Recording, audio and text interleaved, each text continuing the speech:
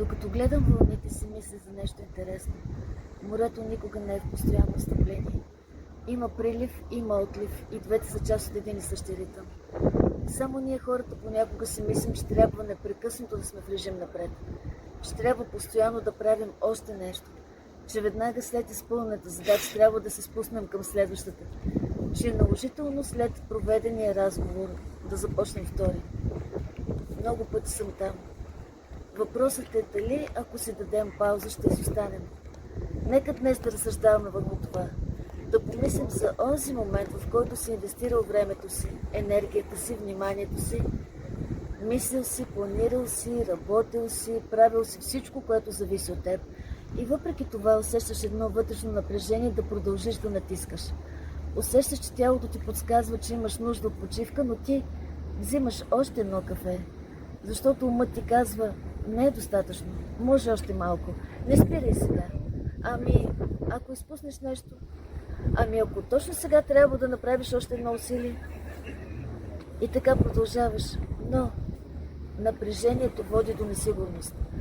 Натискът само засилва. Напоследък си давам сметка, че много от нас сме се научили как да се мобилизираме за повече резултати, но рядко някой ни учи кога е време да отпуснем хватката, кога е време да си поемем въздух, да се отпуснем за по-добра концентрация, защото ние имаме контрол върху усилието, но не и върху резултата. Можем да направим необходимото, можем да дадем най-доброто от себе си, можем да бъдем постоянни, но след определена точка допълнителното напрежение не носи допълнителна стойност. То просто започва да не изтощава. Понякога продължаваме да натискаме не защото е нужно, а защото не можем да понесем несигурността на чакането. Погледни морето, виж вълните. Те идват с цялата си енергия, докосват брега и се отдръпват. Не защото са се отказали, а за да дойдат пак. Така работи ритъмът. След усилието идва възстановяването. С това видео искам да напомня нещо, което често забравяме, че почивката не е противоположност на действието. Тя е част от него.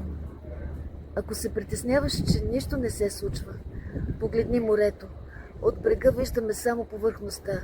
Виждаме вълните, виждаме движението, но под тях има огромен свят, който остава невидим.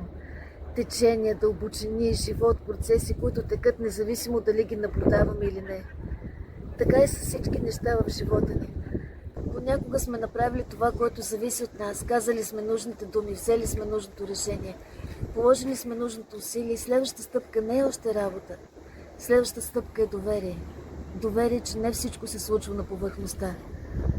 Ако днес има нещо в живота ти, което се опитваш да държиш прекалено силно, някакъв проект, някаква цел, ситуация, нещо, което непрекъснато въртиш в ума си, искам да ти кажа, че може би не ти трябва още усилие.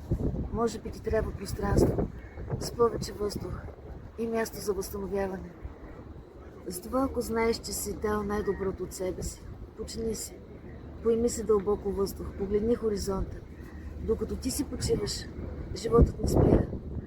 Понякога точно в тишината се случват нещата, които не можем да предвидим. И понякога най-мъдрото нещо, което можем да направим след голямо усилие, е да си позволим почивка, да се възстановим, да оценим напредъка и да се усмихнем на завтрашния ден. До скоро!